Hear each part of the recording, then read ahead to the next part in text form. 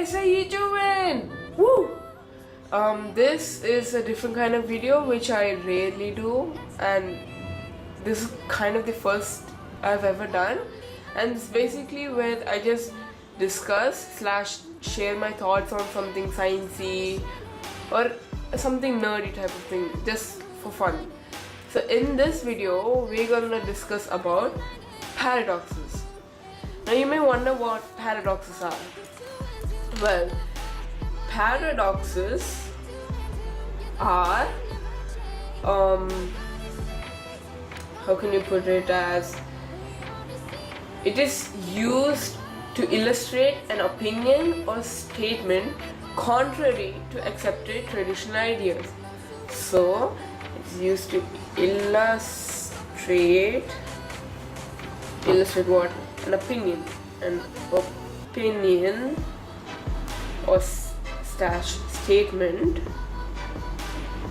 statement contrary to accepted, the spelling's wrong, I know, accepted traditional ideas. So the famous ones are like time paradoxes.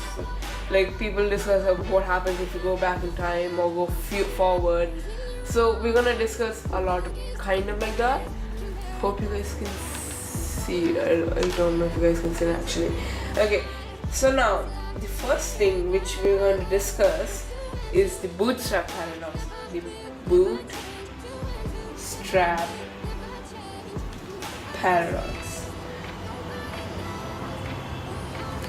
Okay, so what the bootstrap paradox tries to imply is a time travel paradox where you taking back of the present to the past causes it to be the subject type of thing. I explained it wrong. So I'm reading from a list, and the way it says is like the questions how something that is taken from the future and placed in the past could ever come into being in the first place. So you can think of it like your teacher is there, right? So he stands like this, he has a stick because he wants to beat you for some reason, and he's all grumpy and everything. Okay, so he teaches you something like C is equal to 3 into 10 to the power of 8. Okay, so now you, tiny little one, all happy and everything, you go back in time. Let me just put in a time freeze. So this is like a timeline, and now, sorry, I'm keep moving the camera. So this is the present, and this is the past. In the present, your teacher tells you C is equal to 10 to the power of 3 into 10 to the power of 8, or speed of light, roughly.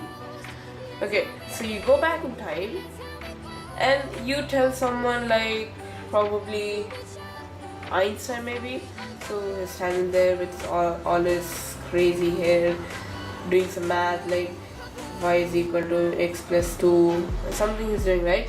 So you come up to him and tell him speed of light C is equal to 3 into 10 to the power of 8, or that's a direct manner, or you just like repeating that like C is equal to 10 to the power of 8, speed of light is equal to 10 to the power of 8, and it just so happens that Einstein was able to hear you. So when he hears you, he thinks about it, oh, so it could be 3 into 10 to the power of 8. So it does his calculations, right? And so it's going to be true.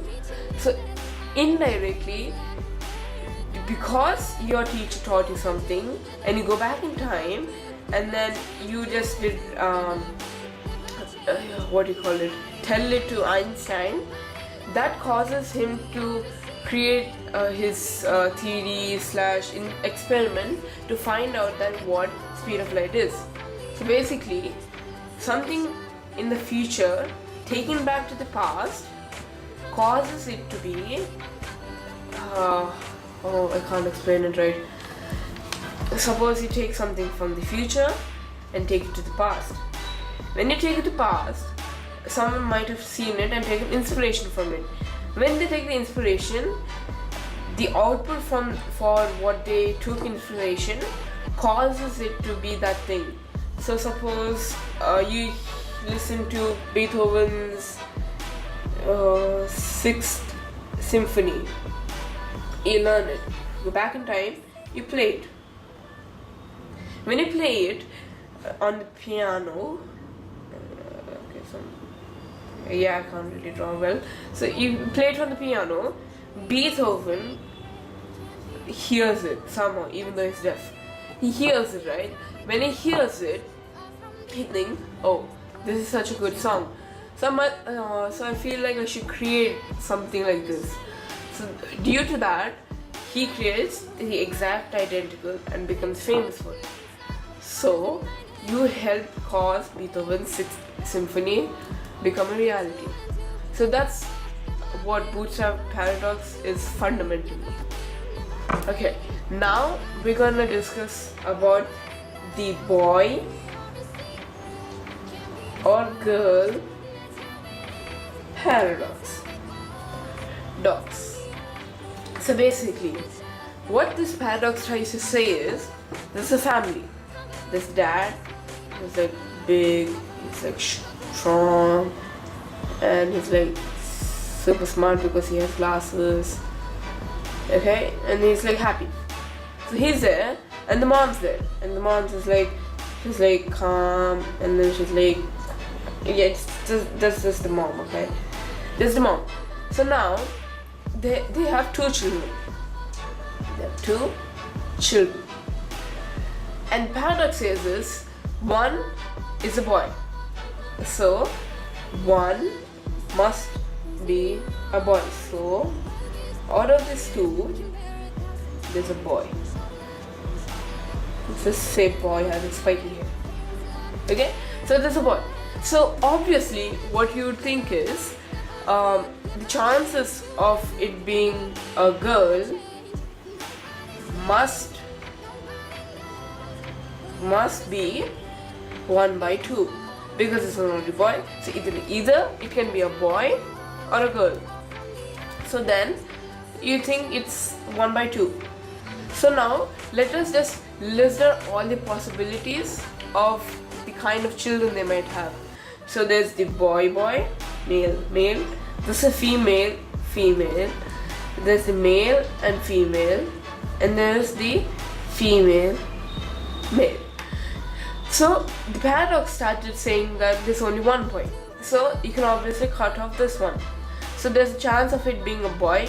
This person can be a boy, or this person being a girl, or this person, either this person's a boy, either this person's a girl, or there's a boy and there's a girl. This thing, there's like 3 possibilities. Like both are boys, and either one of them are boy and one is older boy and one is older girl. So there's 3 possibilities. So shouldn't that be 1 out of 3? The probability of getting either is 1 out of 3, not 1 out of 2. So that's the boy or girl paradox. Very short one, and I think it's a very short one. We're gonna go to the next one. This is the third paradox, where it's quite famous. It is the card paradox. So basically what it says is, there's a card. Okay? Now there's 2 sides of it. One is the front side and one is the back side. The front side says is, the statement behind is true. So basically what it's saying is, this is the front side, the statement behind is true. So it's trying to imply this is going to be true. Now when you flip the card over, you'll see the back side says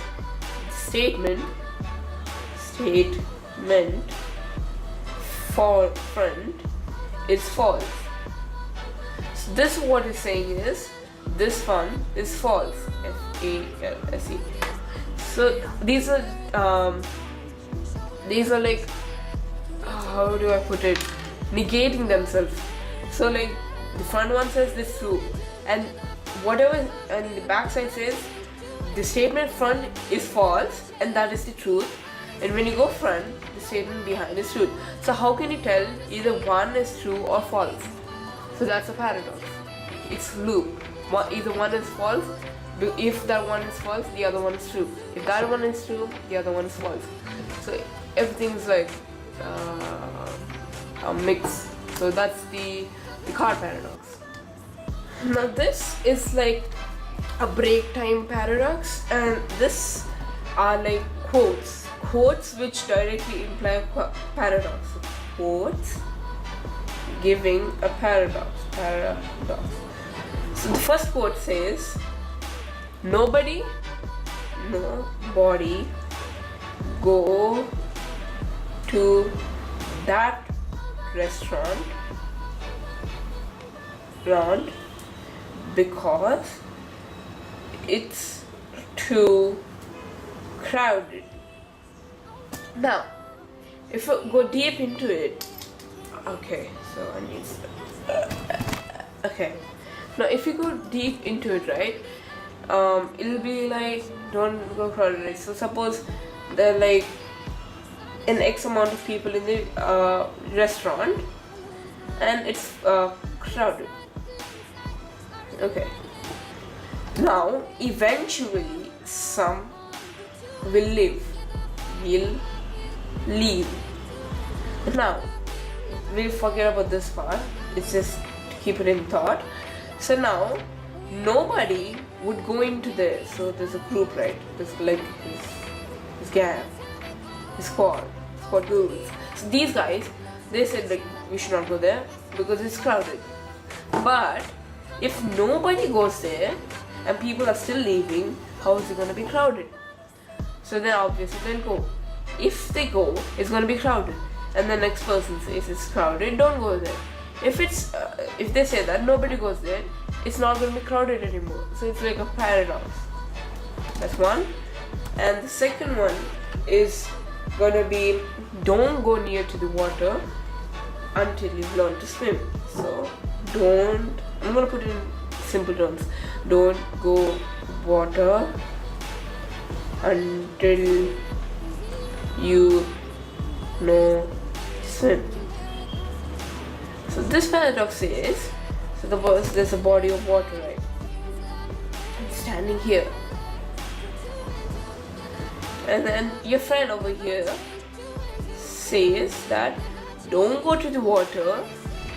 See, so he says, don't go to the water because you don't know how to swim. So he's trying to say don't go there or you'll drown, right? So he should not go to the water. But he would not learn how to swim unless he braves himself and goes to the water. But then again, if he goes to the water, he drowns. It's a paradox. If you go there, you drown.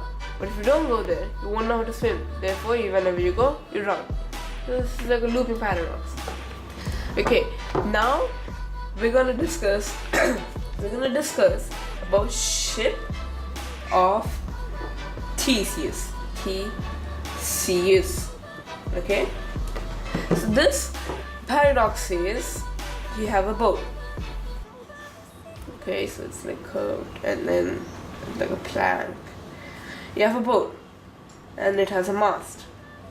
Okay, it says like don't come in or something. And there's a man standing here, which is you.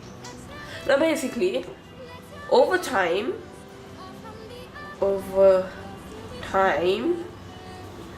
you have to replace the wood because they've gotten this is gotten spoiled. So what you do is replace the wood. So if you replace the wood with a different wood, suppose it looks like this, but you still keep these wood, right? So keep it on the other side like this. You still have them, okay? And you have the same mast and everything. You could consider it's the same boat. Okay, you just replace one by one by one. So you could say it's the same boat. And then later, over time, more time has passed, and you have to end up replacing the mast. We have new mast, which is like this, and then it's like circle, circle, circle. And you would say it's the same ship. So you still have the mast on the other side, so you put it here, and it's that thing, X don't come here.